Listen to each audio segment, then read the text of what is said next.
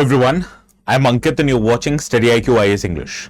In our today's video, we'll try to understand why India needs to manage and control an increasingly erratic Nepal. Now, the reason why we are discussing this particular topic for our today's discussion is very simple. Because the chief of Nepal's ruling party, that is the Rashtriya Swatantra Party, its head, Mr. Rabi Lamechhane, was on official visit to India where he met with Indian Prime Minister Shri Narendra Modi. Now, you need to understand the significance of this visit, that it is the first high-level visit from Nepal since this year the RSP party stormed into power and its leader, Mr. Balen Shah, who is also a rapper-turned politician, became the Prime Minister of Nepal. So, in this context, we need to understand what is happening in between the relationship of India and Nepal, a relationship which long has been termed as a roti-beti ka rishta. This has been so close. Now, the notes which I will be using for our today's session, you can also download them by going to a particular Telegram channel called as ATS Live. And while you're at it, please do not forget to subscribe to the channel also. Now, what happened traditionally, that there were few parties in Nepal, older parties, who took turns into sharing of powers in the state of or the country of Nepal. And government of India, by the virtue of close interactions between these political actors, had developed a solid political relationship among themselves. So this is what the traditional politics of Nepal was like vis-a-vis its relationship with India. Now things have turned recently because of the Gen Z movement. So the new political actor, that is the RSP, which has come to power, it is very different from the conventional or the traditional political parties of Nepal. First of all, the lawmakers that have been elected in the newest parliament of Nepal, they are predominantly younger in population as compared to the older lawmakers. So their outlook towards how India is as a partner of Nepal is very different from the traditional political actor, and this imposes a challenge when it comes to managing and controlling the relationship between India and Nepal.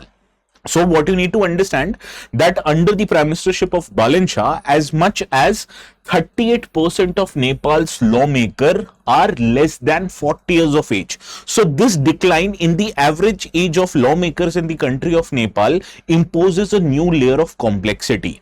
What you need to understand, that Mr. Balen Shah, who is also a first-time MP, has tried to challenge the norms that have dictated how the relationship of Nepal will be managed vis-a-vis the bigger neighbors of the country, including India.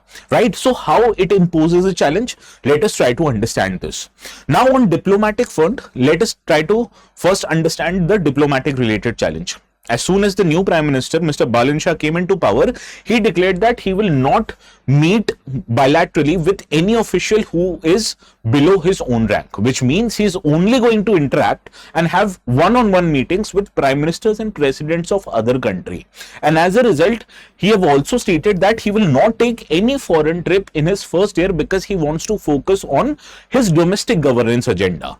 Now, this creates complexities when it comes to Nepal's relationship with India. How? Let me tell you. Now, when he was supposed to meet foreign ambassadors one-on-one, he declined to do that, and instead he chose to meet foreign ambassadors in group, which also included the Indian ambassador. To top it all off, he even denied visiting US ambassador, who is also an envoy to South and Central Asian, to have a direct meeting. Now, India's Foreign Secretary, Mr. Vikram Misri, was scheduled to visit Nepal, where he was to extend invitation from the Indian Prime Minister to the Nepalese Prime Minister, so that Nepalese Prime Minister can come on a bilateral visit to India. But as Mr. Balen Shah had already stated that he will not meet with any official below his rank, so this visit did not materialize. Now, why this visit was important? The visit of India's Foreign Secretary was important. As I told you, he was to extend an invitation on behalf of the Indian Prime Minister. Now, Balen Shah, he has already stated that he is not going to visit any foreign country, including India, in his first year in power. That is, he has to focus on the domestic governance. Now, this betrays the traditional understanding that had developed between India and Nepal. Nepal Prime Minister, whenever they came into power, they made it a point as a matter of convention that their first official visit to anywhere abroad will be to India.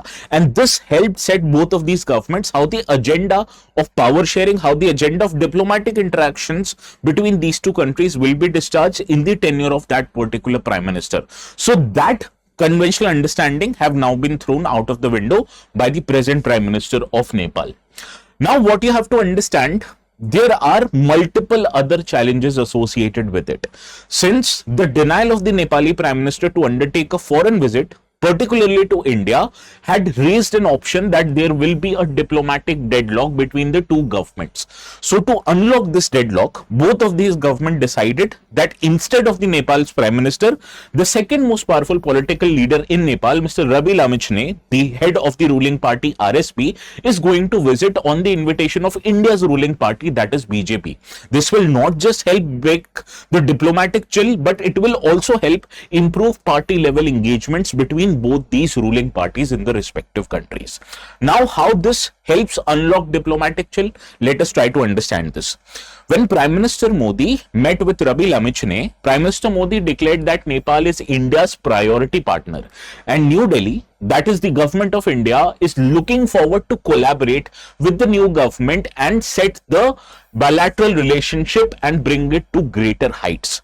Now, what was notable in this interaction with Nepal's ruling party's head with other senior officials of the government, that he not only met India's External Affairs Minister Mr. S. Jaishankar, but he also met India's Home Minister Mr. Amit Shah. What is notable for here to understand that normally Mr. Amit Shah does not meet with any foreign visiting dignitaries. So this shows how serious India is towards managing its relationship with the newly minted government in Nepal.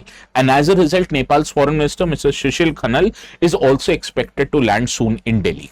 Now, you would expect that after this visit, the diplomatic chill between these two countries would subside, right? But this is not the case. As Mr. Rabi Lamichhane was on his visit to India, Nepali Prime Minister Mr. Balen Shah made a very controversial statement in the Parliament of Nepal. He stated that many of the Nepalese territories have been encroached by India, and he sought interventions of external powers, the third parties like China and the United Kingdom, to help address this long-standing dispute between the two countries. Now, what is this dispute that the Nepalese Prime Minister is actually talking about? This dispute pertains to a boundary dispute that these two countries have over three regions located in India's Uttarakhand, that is Lipulekh, Limpiyadhura as well as Kalapani, and both of the countries, India and Nepal, are claiming that these areas belongs to them. So what is the history of this dispute? Let us understand it quickly. Now, the history of this dispute actually materializes to about 335 to 372 square kilometers of the area, which is located at the strategic tri-junction between China, Nepal as well as India. This area, which includes Limpiyadhura, Kalapani and Lipulekh Pass, is what I'm talking about, is called to be disputed, especially by Nepal. Now, what is the history of this dispute? The history of this dispute originates from the 1816 Treaty of Sugauli. Most importantly, the interpretation of this treaty as made by respective countries. Now, the 1816 Treaty of Sugauli stated that the Kali River, also called as Mahakali River, would serve as Nepal's western boundary. But this Treaty of Sugauli, which was passed in 1816, did not clearly specify what is the exact geographical origin point of the river Kali, and this is what became the subject of dispute between the two countries. On one hand, Nepal has claimed that the origin of the river Kali begins at a stream in Limpiyadhura, which is located at the western side of this particular territory, which means if this interpretation is accepted, the regions of Kalapani, Limpiyadhura and Lipulekh would fall east of the river Kali, and therefore this would make them a Nepali territory belonging to the province of Dharachula. And Nepal's official constitution map has explicitly included all these three areas, claiming them to be Nepalese territory. Now, let us try to understand what is India's interpretation of the Treaty of Sugauli. India maintains that the Kali River does not originate in Limpiyadhura, rather it originates from springs located below the pass of Lipulekh. And historically, India stated that the administrative and revenue records from the British era have stated that the Kalapani region belonged to Pithoragarh district, which is located in present state of Uttarakhand. And even India relies on British era cartographic maps to highlight that these territories historically have remained under India's administration. But understanding Nepal's grievances, India has stated that we are ready to discuss the status of these territories, but we'll do that only through a bilateral dialogue. This is in line with India's other territorial dispute vis-a-vis Pakistan as well as China. India has long stated that any territorial dispute with any country, including Nepal, we will not allow any third country to mediate. This is a matter between two countries, so we will allow it to solve only through a bilateral mechanism. So this is what is India's official position. Now, why this kind of a dispute, which is 3% of the total border disputes between India and Nepal, 97% of them has already been solved. So why this particular dispute has continued to persist? Let us understand the biggest reason behind this. The biggest reason behind this is what Nepal and Nepali people interpret India's behavior with them. Now, the diplomatic challenge actually emerges because a many section of Nepali population, specifically the younger section, who is now predominantly in power, they see New Delhi or Indian government as a bully. And this is because of many political actions and statements that India has made, especially since 2015. And this has alienated a vast section of population of Nepal, especially the younger section of population of Nepal, from having a strong relationship in India. So what happened in 2015 that alienated a large section of Nepalese population? Let us understand this. What you need to understand, at that time in 2015, Nepal was in a process of bringing a new constitution. So as new constitution of Nepal was being drafted, India was of the opinion that you have to give enough rights to the Madhesis. Madhesis are those communities who live in the Terai region, the boundary regions between India and Nepal. And these communities of Madhesis have very close familial ties with peoples living across the border, that is on the Indian side. So India actually favored the demand of Madhesis when this new constitution in Nepal was being drafted. And this, from the Nepali side, was seen as an interference in their democratic and in their domestic matter. So what happened, that unofficially and deeply unpopular movement happened, that was blockade was imposed on the Nepal border, which made it difficult for goods to be transported between India and Nepal, resulting into hardship, resulting into high inflation in the economy of Nepal. So this is the core reason why many in Nepal, especially the younger population, think that India is trying to bully Nepal in order to accept whatever India has demanded. And this has made concessions on the part of Nepal difficult because they don't want to be seen as a weak as far as a bigger nation, an economically bigger nation, India is concerned. Now, what India is trying to do here, it is trying to project itself not as a big brother or a bully, rather as an elder brother, rather as a benevolent actor between the two countries. And this kind of a position was adopted when India's foreign minister was Mrs. Sushma Swaraj. She stated that India vis-a-vis Nepal is a elder brother. Elder brother wants to help the younger brother in order to solve its difficulties. Now, what Delhi has done, Delhi has tried to highlight Nepal that our relationship with Nepal is very strong. It is based on historical connections, so it is not to be overlooked. Now, on basis of what facts does India say that India is a very important, probably the most important economic and developmental partner of Nepal? In this regard, let us try to understand few facts. First factor is that India is Nepal's largest trade partner. Most of the goods that arrives into Nepal from other countries actually arrive via Indian ports and through Indian transportation. About 80 lakh Nepali citizens live and work in India, and they are responsible of sending large amount of money to Nepal. So that is one of the biggest sources of earnings of Nepal, that is remittances coming from Nepali citizens who are living and working in India.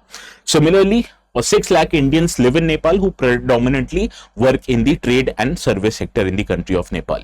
Now, I was talking about the bilateral remittance flow. This is very hard to ignore. You need to understand the flow from Nepal to India is worth $3 billion, and from India to Nepal, it is worth $1 billion. So both of these nations actually stand to benefit when the citizens of one country are working and living in another. So this is what is to say that the relationship between these two countries are not just historic now, it is also have taken an economic and an important political turn. Now, what can be India's approach in order to deal with this problem? To understand this approach, you need to understand the third factor when it comes to India's relationship with Nepal.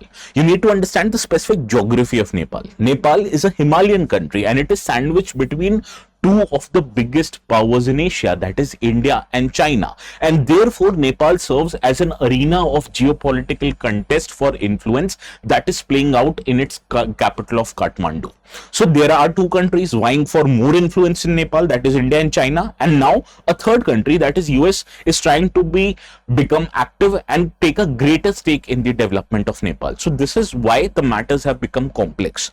Now, based on this geography of Nepal, politicians across the political spectrum of Nepal, including the erstwhile monarchs, they've always tried to play China card when it came to interactions with India, and this made India somewhat greater suspicious towards the activities of Nepal. So what India has tried to do in recent times, that India is trying to play a wait and watch games as Nepal navigates developmental challenges, as it navigates Chinese interference in its politics.